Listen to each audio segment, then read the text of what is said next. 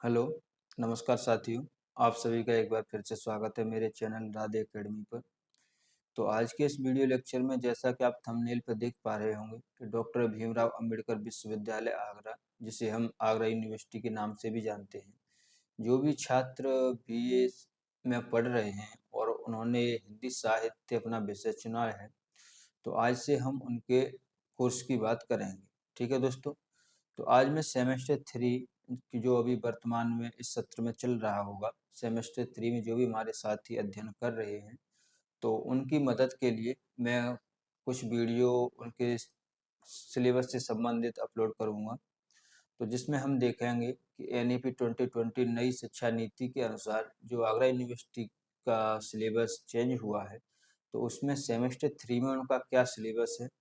तो जैसा कि आप थंबनेल पे देख पा रहे होंगे, जो बीए सेमेस्टर 3 में आपका कोर्स कोड रहेगा A010301T। ठीक है दोस्तों।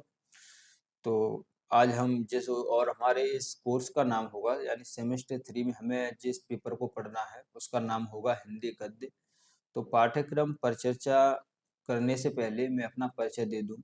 तो दोस्तों, मेरा नाम प्रियांशु यादव राधे है और मैं आगरा यूनिवर्सिटी का पुरातन छात्र रहा हूँ। मैंने जो अपनी ग्रेजुएशन है वो आगरा यूनिवर्सिटी से ही की है और ग्रेजुएशन में जो मेरा कॉलेज था वो आगरा यूनिवर्सिटी से अटैच कॉलेज था, जो सिकोहाबाद में AK कॉलेज के नाम से जाना जाता है। ठीक है दोस्तों। वर्तमान में अभी मैं दिल्ली विश्वविद्यालय का छात्र रहा हूँ और मैंने अपनी MA दिल्ली विश्वविद्यालय से कंप्लीट की है। तो मैंने सोचा क्यों ना कुछ अपने साथियों की मदद की जाए, अपनी यूनिवर्सिटी के साथियों की। तो आइए दोस्तों, सबसे पहले हम पाठ्यक्रम पर चर्चा करेंगे, क्योंकि अगर आप पाठ्यक्रम समझ लेंगे तो धीरे धीरे हम ऐसे ही आगे बढ़ेंगे। ठीक है। तो देखिए दोस्तों, अगर हम पाठ्यक्रम की बात करें तो आपके पाठ्यक्रम BA द्वितीय वर्ष सेमेस्टर 3। ठीक है। हमारा कोर्स कोड है A010301T और हमारे कोर्स का नाम है, यानी जो हमारा पेपर है उसका नाम है हिंदी गद्य। यानी हिंदी में जो गद्य है, गद्य में हमारे कहानी, नाटक, उपन्यास, अन्य गद्य विधाएं ये सभी आ जाते हैं, आलोचना, निबंध। तो आज हम इन सबको देखेंगे। ठीक है। और इसका उद्देश्य क्या रहेगा, तो उद्देश्य यूनिवर्सिटी वालों ने लिखा हुआ है कि हिंदी के विद्यार्थियों को हिंदी गद्य की सभी विधाओं का सम्यक ज्ञान देना तथा उन्हें हिंदी के प्रतिनिधि उपन्यासकारों, कथाकारों, नाटककारों एवं एकांकीकारों, निबंधकारों एवं अन्य गद्य विधाओं के लेखकों के महत्वपूर्ण प्रदेय से परिचित कराना, ताकि विद्यार्थी इन सभी विधाओं से परिचित हो सकें और इस क्षेत्र में कैरियर बनाने के इच्छुक विद्यार्थी इस हेतु तैयार हो सकें। ठीक है। तो ये इन लोगों ने आउटलाइन रखी है कि सिलेबस से विद्यार्थियों को क्या क्या लाभ होगा। ठीक है दोस्तों, इस सिलेबस पे चलने से पहले मैं आपको आपके जो यूजी का पाठ्यक्रम है वो आपको पूरा बताऊं। तो यूजी में जैसा कि अगर आपने सिलेबस देखा हो, और देखा ही होगा क्योंकि अगर आप सेमेस्टर 3 में आ गए हो तो जरूर आपने सिलेबस देखा होगा। तो फर्स्ट सेमेस्टर में आपने पहले सेमेस्टर में आपने हिंदी काव्य को पढ़ा होगा। फिर जो आपका सेकंड सेमेस्टर रहा होगा उसमें आपने कार्यालय हिंदी एवं कंप्यूटर से संबंधित जो हिंदी होती है उस पे आप वो आपने पढ़ा होगा।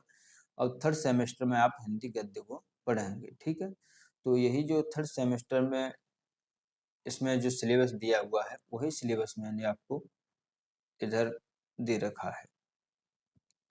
तो आइए दोस्तों, अब हम बात करते हैं आपके सिलेबस पर। तो पाठ्यक्रम परिचय में देखिए कि इसमें हमारी टोटल 8 यूनिट इन्होंने दी हुई हैं। उन 8 यूनिट में उन्होंने कैसे विभाजन किया हुआ है वो हम देखेंगे। तो सबसे पहली यूनिट है हमारी, वो है हिंदी गद्य साहित्य का संक्षिप्त परिचय। ठीक है दोस्तों।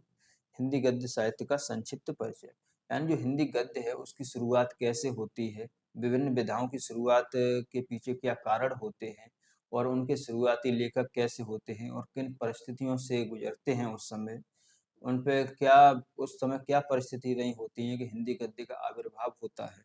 ठीक है दोस्तों। तो इसमें हमें पढ़ना होगा यूनिट 1 में हिंदी कहानी का उद्भव और विकास, हिंदी उपन्यासों का उद्भव और विकास, हिंदी नाटक का उद्भव और विकास, हिंदी आलोचना का उद्भव और विकास और हिंदी की अन्य गद्य विधाओं का उद्भव और विकास। ठीक है। तो कुल मिला के हमें ये 5 चीज़ें, यानी जो हमारे हिंदी गद्य में जो 5 विधाएँ आती हैं, उन्हें हमें पढ़ना होगा, ठीक है। अब हम बात करें यूनिट 2 की, तो यूनिट 2 में देखिए हिंदी गद्य की महत्वपूर्ण विधाओं का संक्षिप्त परिचय, ठीक है।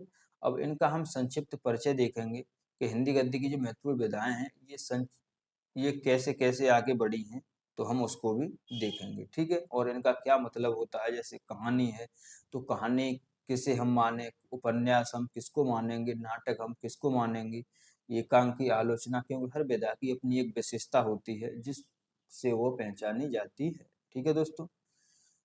तो ये हमारी यूनिट 1 और यूनिट 2 तो हमारी हिंदी साहित्य इतिहास की तरह है। जैसे आपने सेमेस्टर 1 में एक पहली यूनिट और दूसरी यूनिट में हिंदी साहित्य का इतिहास पढ़ा होगा, और जो अन्य यूनिट हैं 2 से लेके 8 तक, उसमें आपने जो काव्य है आदि काल से लेकर के आधुनिक काल तक जो भी काव्य है, उसमें प्रमुख कवियों के काव्य को देखा होगा, ठीक है। अब हम बात करें यूनिट 3 की, अपने सेमेस्टर 3 की, तो जो हमारा यूनिट 3 है उसमें है, उसका नाम है हिंदी उपन्यास, ठीक है। तो हिंदी उपन्यास में हमारे सिलेबस में झांसी की रानी जो उपन्यास है, जो वृंदावन लाल वर्मा का है, ये हमें पढ़ना होगा, ठीक है, जिसका संपादन डॉक्टर पुनीत बिसारिया ने किया है। तो झांसी की रानी वृंदावन लाल वर्मा का उपन्यास है, तो इसको हम देखेंगे, ठीक। अब आते हैं हम यूनिट 4 पर। तो यूनिट 4 है हमारी हिंदी कहानी, ठीक। तो हिंदी कहानी है हमारी यूनिट 4, तो जिसमें हमारी 5 कहानी लगी हुई हैं। हमारे सिलेबस में 5 कहानियों का संकलन किया गया है। सबसे पहले है पंच परमेश्वर कहानी, ये मुंशी प्रेमचंद जी की कहानी है, जिन्हें हम हिंदी का कथा सम्राट भी कहते हैं, मुंशी प्रेमचंद जी को, जिन्होंने हिंदी कहानी की शुरुआत की, या शुरुआत में इन्होंने कहानी को परिपक्व जरूर किया, ठीक है। दूसरी कहानी है हमारी पाजिब, जिसके लेखक हैं जैनेन्द्र कुमार, ठीक है। फिर हमारी है गैंग्रीन कहानी, जिसके कहानीकार अज्ञे हैं। फिर पर्दा है कहानी, जिसके कहानीकार यशपाल हैं। फिर है हमारी अंतिम कहानी तीसरी कसम, जो रेणु द्वारा लिखी गई है, हरीश्वरनाथ रेणु जी द्वारा लिखी गई है, ठीक है। तो कुल मिला के 5 कहानी हमारे सिलेबस में संकलित हैं। दोस्तों इन कहानियों को, दरअसल मैं आपके सिलेबस को यूनिट 4 हिंदी कहानी से ही शुरू करूंगा, क्योंकि जो हमारा संकलन पोर्शन है, संकलित भाग है, उसे हम पहले पढ़ेंगे। उसके बाद में आपको कैसे इससे प्रश्न आएंगे, कैसे व्याख्याएं आएंगी, और आपको किस प्रकार से प्रश्न लिखना है, उन सब पर हम बात करेंगे, ठीक है। तो अब हम देखते हैं यूनिट 5। यूनिट 5 में देखिए, यूनिट 5 में है आपका हिंदी नाटक और एकांकी, ठीक है। इसमें आपसे यूनिट 5 में एक नाटक आपको पढ़ना है और एक एकांकी पढ़नी है। तो नाटक है हमारा ध्रुव स्वामिनी, ठीक है, जो जयशंकर प्रसाद जी ने लिखा हुआ है। फिर और जो हमारी एकांकी है उसका नाम है दीपदान, ठीक है, जो हमारी डॉक्टर रामकुमार वर्मा ने लिखी हुई है, ठीक है। अब हम नेक्स्ट बात करें, तो नेक्स्ट है हमारी यूनिट 6, वह है हिंदी निबंध। तो हिंदी निबंध में हमारे सिलेबस में 3 निबंध संकलित किए गए हैं। सबसे पहले जो हमारा निबंध है वह है भारत वर्ष उन्नति कैसे हो सकती है, ठीक है। यानी जो भारत वर्ष है उसकी उन्नति कैसे हो सकती है, ये भारतेंद्र हरिश्चंद्र जी का निबंध है। बहुत ही अच्छा निबंध है, इसे हम पढ़ेंगे। दूसरा निबंध है हमारा वह है मित्रता, ठीक है। यानी जो दूसरे निबंध है हमारा वह मित्रता नामक शीर्षक से संकलित है, जो आचार्य रामचंद्र शुक्ल जी द्वारा लिखा गया है, ठीक है। नेक्स्ट है हमारा अशोक के फूल, जो हजारी प्रसाद द्विवेदी जी द्वारा रचित निबंध है। तो 3 हमारे निबंध हुए। अब हम नेक्स्ट बात करते हैं यूनिट 7 की। तो यूनिट 7 में हमें अन्य गद्य विधाएं पढ़नी है, ठीक है। यूनिट 7 में हमें 2 खंड पढ़ने हैं अन्य गद्य विधाओं में। जैसे अन्य गद्य विधाओं में हम 2 खंडों में हमें सिलेबस में दिया हुआ है। तो प्रथम खंड में देखिए, प्रथम खंड में है रेखा चित्र, ठीक है। रेखा चित्र में हमें गिल्लू नामक शीर्षक से जो महादेवी वर्मा ने अपनी एक गिलहरी है उसके ऊपर जो रेखा चित्र लिखा हुआ है उसको हम पढ़ेंगे। फिर है हमारा जीवनी अंश। पहले हमने रेखा चित्र देखा, फिर हम जीवनी देखेंगे। तो जीवनी में है कलम का सिपाही, जो अमृत राय द्वारा लिखी हुई है, और इसमें अंतिम अंश है जो, यानी जो अंतिम